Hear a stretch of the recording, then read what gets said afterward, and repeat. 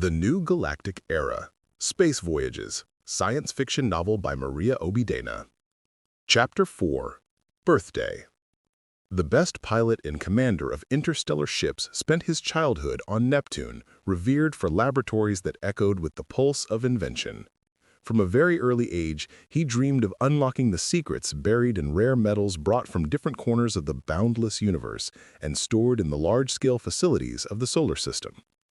At 10, he was familiar with all types of metals in the laboratory and accurately identified their sources. He could not wait until he was 11. At this age, interstellar expeditions to other galaxies as part of space crews were permitted. Roland.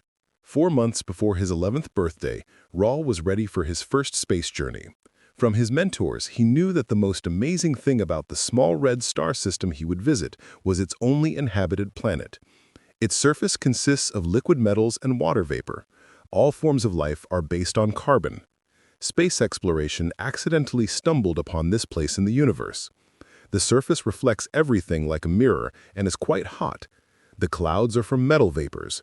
The atmosphere is saturated with silicate.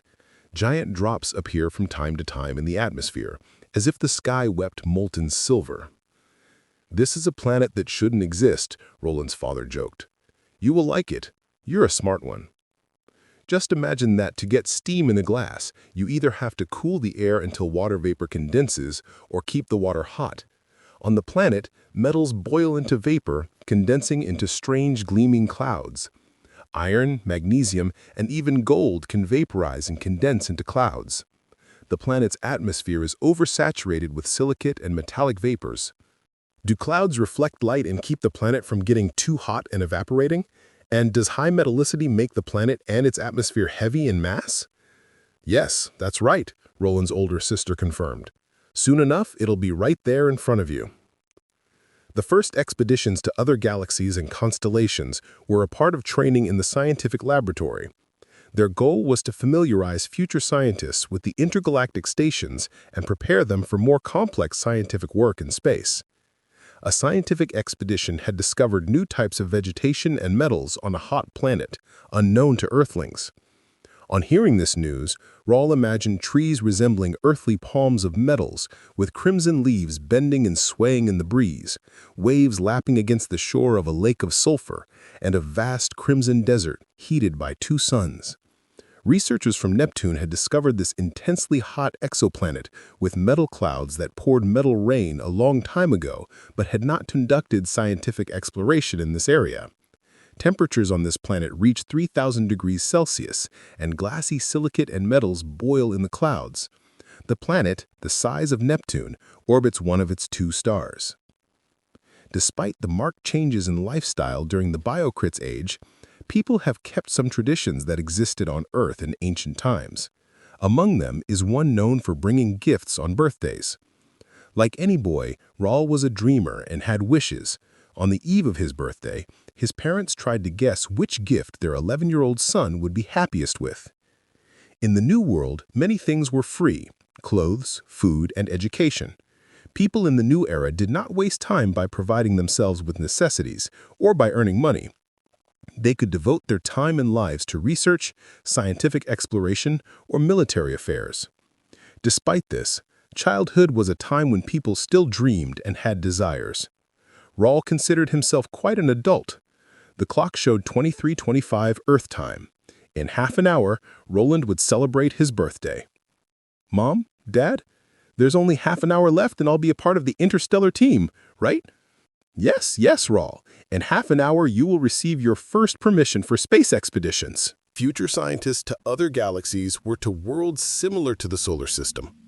The boy had a well-developed imagination and dreamed of seeing planets similar to Earth outside the solar system. Little boys and girls were undergoing their first intergalactic flights and training as part of interstellar teams. Roland already knew that he would be part of an expedition to the planet of 3 moons and 2 suns in the Southern Cross. Raul himself chose this area for his first trip. Immersed in a dream about his first journey, Roland did not notice how the clock showed 0010. His 11th birthday had arrived. Raul was waiting for his parents to greet him. Finally, he watched the glass doors of the box room he called home Lift open. Time halted around him, the boy, motionless, suspended in a single breath. Who would enter first, his mother or his father, was spinning in his head. For a while, no one entered the room. A few minutes later, the small nose, ears, and frightened brown eyes of a puppy appeared, which entered the room and ran up to him. It sniffed. And then the boy heard his mother's voice. "Roll, happy birthday. Have you come up with a name yet?"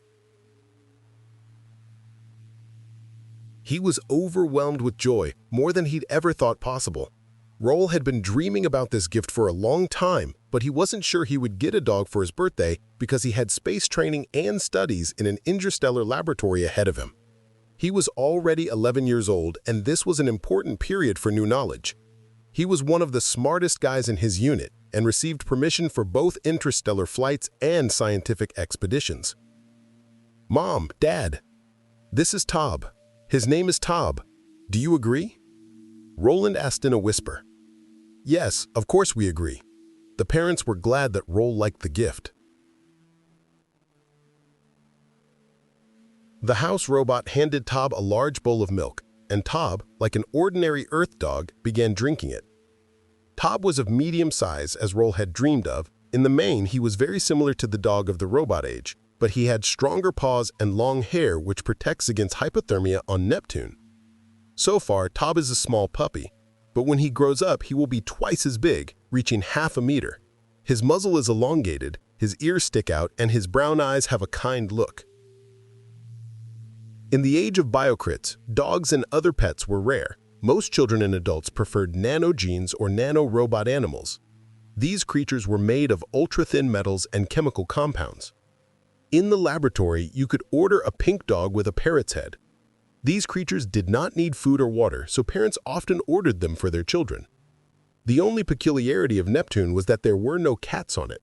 In the solar system, cats, animals of the feline family, lived only on the planet Earth. Cats are happiest when given the freedom and opportunity to express their individuality through natural behaviors inherent to the species. On Neptune, where Roll lived with his parents, the concepts of parenthood and family relationships differed from those of ancient people. Roll's father and mother worked on Saturn, and the children were raised mostly by tutors in space laboratories. Cats were not brought to other planets because the individual character, temperament, and behavior patterns of the cat must fit the family's lifestyle, and these should be among the main considerations when choosing a cat.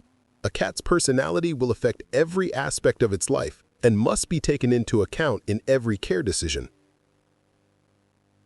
Another birthday present from the older sister was a new map of the universe. It was extremely accurate and included information on all known constellations and galaxies. New technologies allowed scientists to create detailed maps with unparalleled accuracy. It is technology that changed the intergalactic maps. It is difficult to imagine how the first cartographers before the robot age achieved high accuracy of geographical maps without any devices. They did the impossible.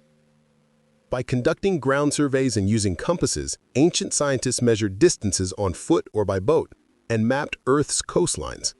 Then they used cross-references and geodetic control networks, the basic framework for territory monitoring, to ensure the consistency and accuracy of the maps. In the age of biocrits, new maps reveal the surfaces of distant galaxies, including relief, infrastructure, and natural features.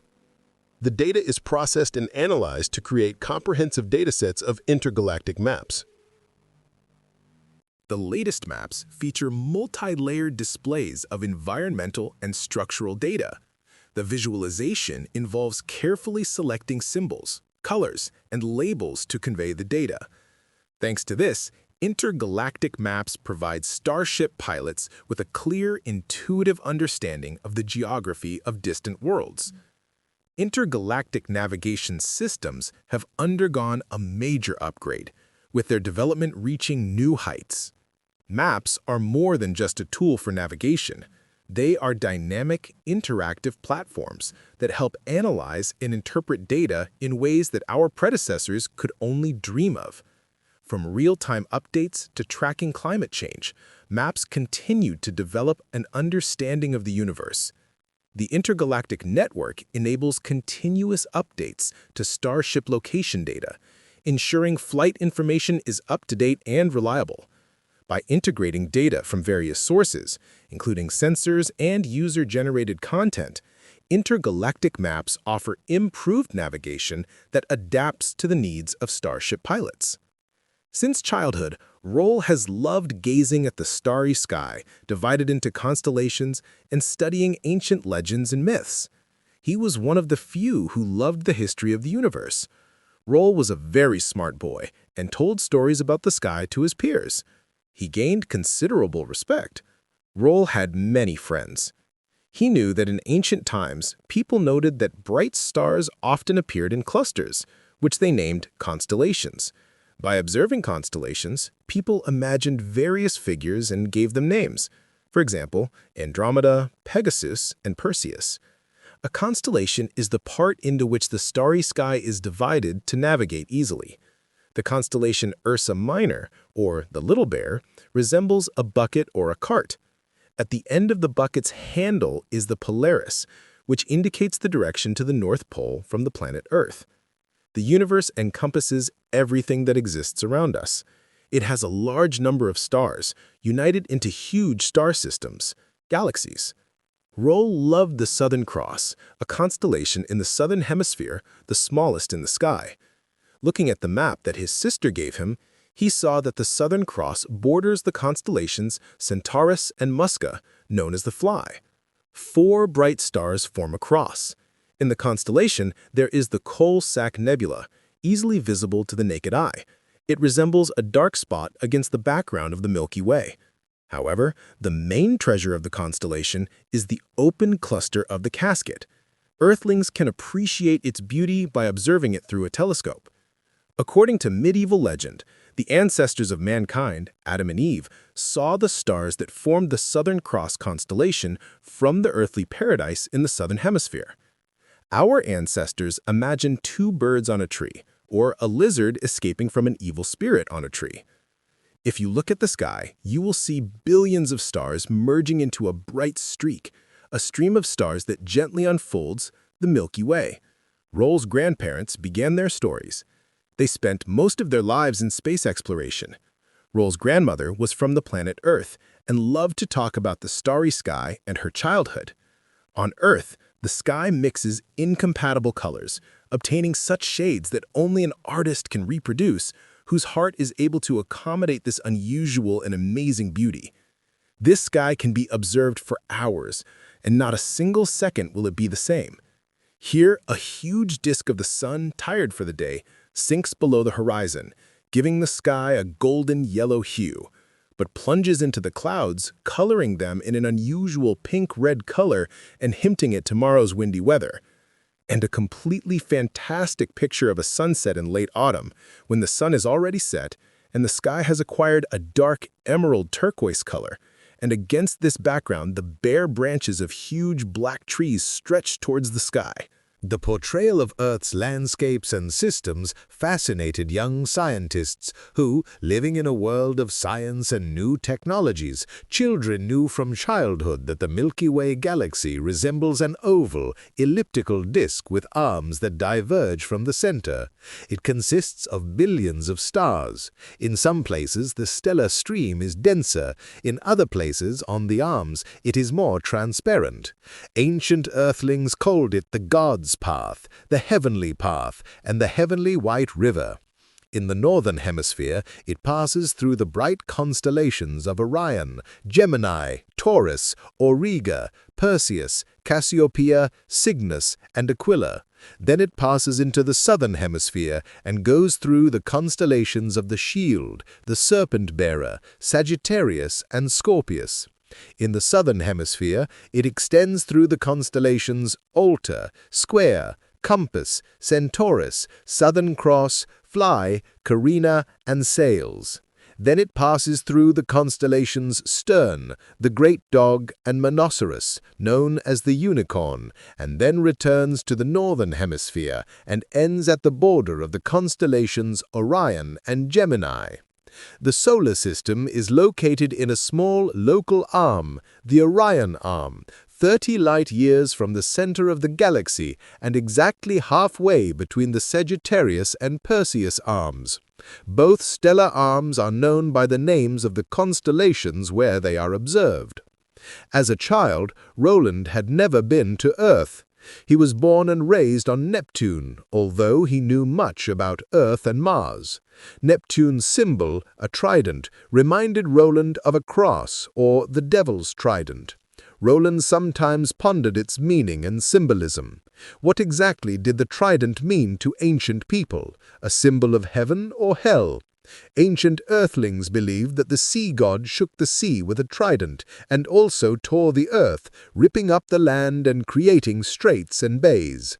In the age of biocrits, Neptune resembled a strange, icy desert covered with a greenish, sleepy snow blanket. Neptune's mass is 17.2 times that of Earth, and its equatorial diameter is 3.9 times that of Earth. The planet is named after the Roman god of the seas, and its symbol, a stylized version of Neptune's trident, has been preserved since ancient times on some of the planet's structures. From Earth's history, Roland knew that the trident in the Christian religion is similar to the cross. On one hand, it is a symbol of execution and death, on the other, of liberation and resurrection. The ancient sign is a mystical symbol of the Trinity and the three-dimensional world. In the age of robot crits, engineers deployed orbital and planetary factories to ensure survival in the harsh environments of the solar system. In the new era, the settlements beneath Neptune's surface were divided into levels from the planet's core to its surface. The inhabitants began moving along large tunnels across the planet, which resembled railway tracks. Neptune's population is small compared to other planets and does not require many resources to sustain life.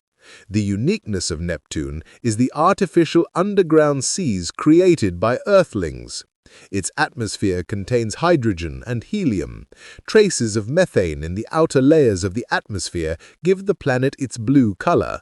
Strong winds rage across the ice giant, but Earthlings have built super-strong underground fortifications that are immune to the elements. Roland and his parents, like many other families, lived in underground settlements that resembled ancient Earth's metropolises hidden beneath the surface.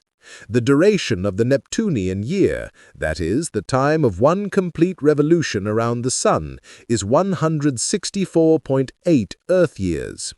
Neptune has many bustling scientific and developed areas, each unique and leading its own life. The center of Neptune is the most iconic and developed area. It is home to many scientific laboratories, the largest artificial underground sea, and an entertainment center, which makes it popular with locals. The inhabitants of Neptune love water. This area has many rooms that open up to the real blue-green sea, an exact copy of the seas on Earth. The underground homes where people live differ from those of the robot age.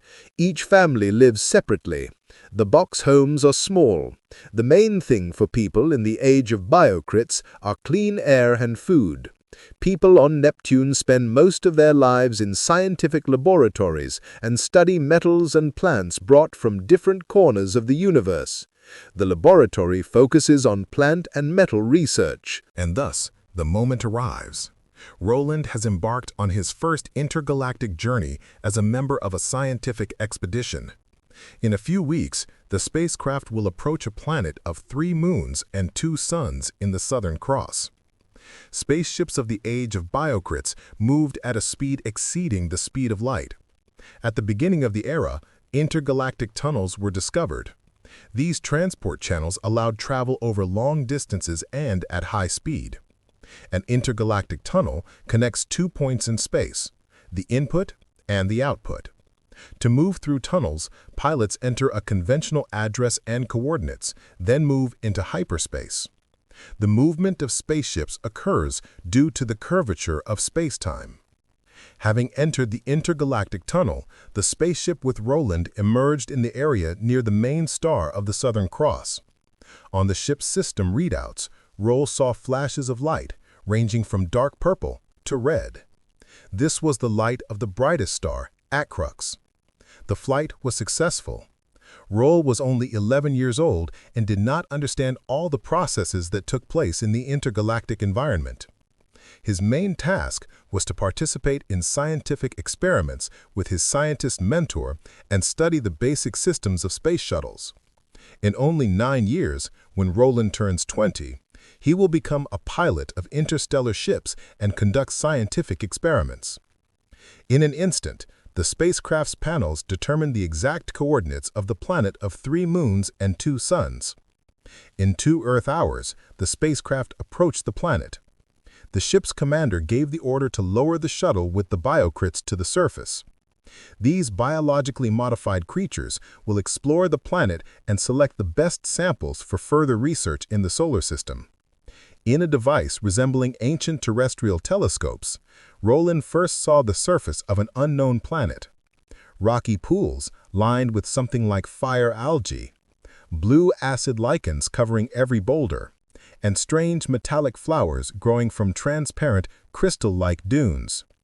This side of the planet facing the star has a temperature of about 3,000 degrees Celsius. But the opposite side is colder. On this side, dunes of titanium, chromium, nickel, and steel prevail. The team began collecting metal samples. This was a crucial stage in any scientific expedition. Roland carefully followed every move of the senior scientist, Lewis, who made complex measurements. He had known him since childhood and could not imagine life without him. The Neptune laboratory was the most important scientific facility in the solar system, and Lewis was its oldest researcher. Under his leadership, the laboratory studied plants and metals essential to science. Lewis devoted time to molecular analysis of plants brought from different planets, breeding new varieties, and modifying crops. He assembled a diverse team that collaborated with scientists from different disciplines and guided boys and girls through the complexities of scientific experiments. A profoundly enriching experience. Intellectual flexibility is needed to see things in new ways, and yet the knowledge needed to understand a scientific field is not malleable and sometimes even hidden, said Lewis. In this environment, it is essential that high standards permeate research practice. Only the researcher, faced with a new result, must be confident that he is saying something that will help to unlock the mystery of life and the nature of the boundless universe. He must be unwavering in confirming, challenging, and communicating the new scientific perspective. Those who are his immediate and ultimate supervisors have an equally unequivocal obligation to uphold the highest standards in all that they do and for which they are responsible. They have a responsibility to ensure that the environment in which research is conducted is open to internal criticism and unexpected results. Students and colleagues could listen to Lewis for hours. Many of them moved to work and live on Saturn, where a repository of data and samples of plants and metals brought from other galaxies was located. After careful analysis and all possible experiments, the samples were cryopreserved and transferred to a giant cryo-storage facility. Science is about the search for truth, which is the highest of the values that give meaning to scientific life, Lewis taught his students. Nature does not speak. In the sciences, we develop complex languages to question nature and interpret the answers. This shows that, although we are part of nature, we are still superior to it. To gain new knowledge about nature, we must formulate new hypotheses, plan experiments to test them, interpret the results, and evaluate the value of the hypotheses. All this requires creativity. There are no automatic methods for achieving interesting results. Scientific creativity is proof of our uniqueness. It shows that we possess dimensions that transcend natural limits.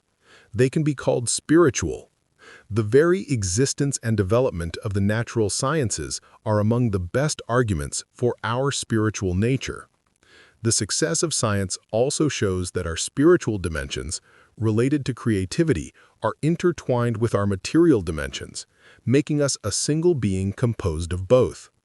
All this is consistent with the idea that man is a co-creator who participates in God's plans.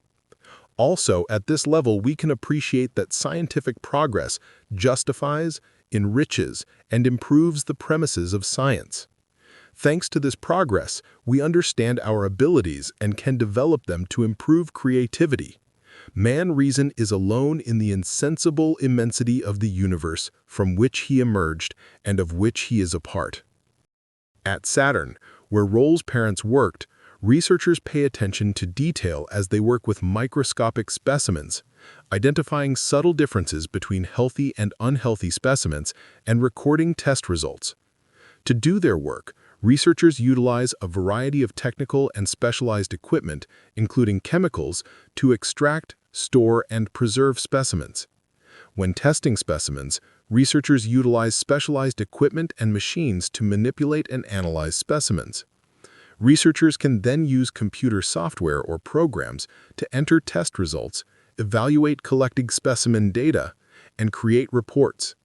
Knowing how to use this equipment requires technical knowledge and a desire to learn technology from an early age. Researchers work quickly with certain specimens. The quality of some specimens can deteriorate over time, so researchers must manage their time well to evaluate specimens while they are still fresh. They work with small samples and ultra-precise devices, and they need to dedicate extended periods to focused work. That is why some of the experiments were carried out during intergalactic expeditions. The Neptune Science Centers are designed for young people working in specific fields of science. Like Lewis, young researchers gain work experience by participating in intergalactic flights. The main advantage of studying on Neptune is that children get more freedom and real responsibility at the same time. Working in a laboratory helps them master new skills and knowledge. More experienced scientists teach and give advice. Thus, in the laboratories, it is possible to develop and apply professional skills in practice and share knowledge with others. Children who begin their studies by joining research laboratories and centers gain valuable experience in participating in interstellar explorations. Roland's parents always hoped that their son would have a great future. In working on vegetation samples and analyzing the composition of the planet in the Southern Cross constellation, an Earth month passed. For an 11-year-old boy, Roland had a good level of education and worked as a laboratory assistant, which allowed him to perform a wider range of duties. Lewis, as a rule, managed all the processes and supervised the young scientists. The 11-year-old boy dreamed of intergalactic travel as part of scientific exploration. Suddenly, the senior commander entered the spacecraft's scientific laboratory. "Roland, boy," he said quietly, with sadness in his voice, "our oldest scientist, Lewis, has died." Roland froze at the unexpected news. He loved Lewis very much and hoped to go on other expeditions with him. "Died?" Roland asked. The boy's voice trembled. "Unfortunately, our doctors were unable to do anything. Biological death. He was one of the oldest scientists. His body was lowered to the planet where he will remain forever. It was his last wish." "Yes, that's sad news," the little boy said. "I couldn't believe it. I loved him very much." "Don't upset. Continue the experiment. We will soon return to the solar system," the commander said quietly. "But we have good news," he tried to cheer Roland up. "Scientists confirmed that we have discovered 2 new metals unknown to Earthlings to this day. Unique compounds. They will allow us to build city settlements outside the solar system. These are unique metals, and there are enough of them on the planet for several settlements and a space station. The Solar System Command has confirmed that it will mine the metal on this planet, so it was for nothing that we came here." "When will the metal mining begin?" Roland asked. "In the near future. The metals found are truly unique, and we need them more than ever. On many planets, ore reserves are exhausted, and we urgently need to have a reserve. Now the laboratory scientists are calculating the amount of metals and the military capabilities needed to deliver them to the solar system." While conducting the experiment, Roland experienced an emotional disruption triggered by memories of Lewis. Despite this, he remembered that on cold Neptune, a real Earth dog, Tob, was waiting for him.